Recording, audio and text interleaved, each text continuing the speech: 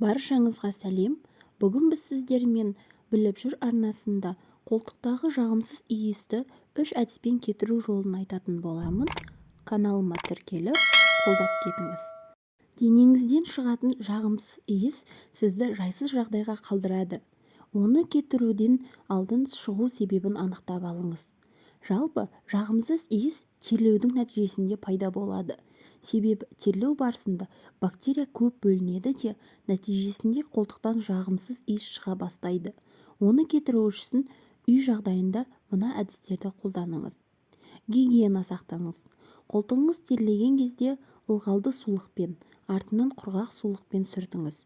Күніне кем дегенде бірнеше рет душ қабылдаңыз. 2-3 сағат сайын қолтығыңызды сабынды сумен жуыңыз. Бактериямен күресіңіз. Бактерия ылғалды жерде қатты өршиді. Сондықтан терлеген кезде құрғақ сүлгімен сүртуді ұмытпаңыз. Алдымен қолтығыңызды түктен тазартыңыз. Киіміңізді жиі ауыстырыңыз. Мейлінше киіміңізді басқа киімдерге алмастырмай, бөлек сабынмен жуған дұрыс. Жаман әдеттен арылыңыз. Темекінің иісі жағымсыз екенін білесіз.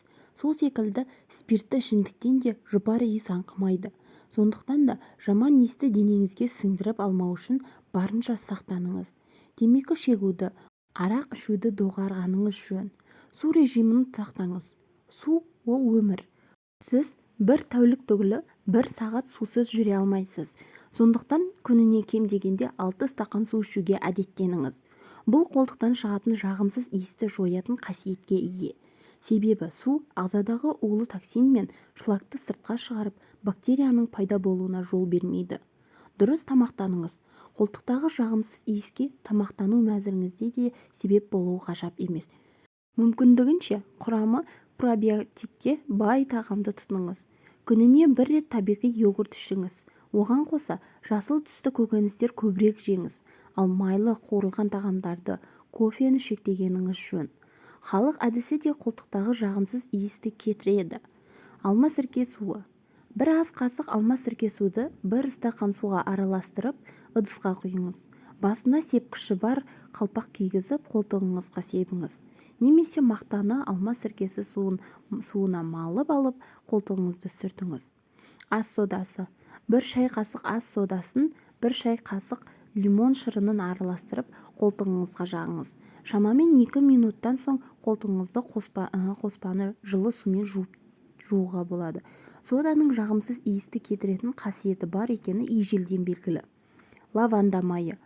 Шағын ыдысқа 10 тамшы лаванда майын құясыз. Оған 2 шай қасық ас содасы мен 3 шай қасық жүгері крахмалын араластырып, бетін жауып қойыңыз.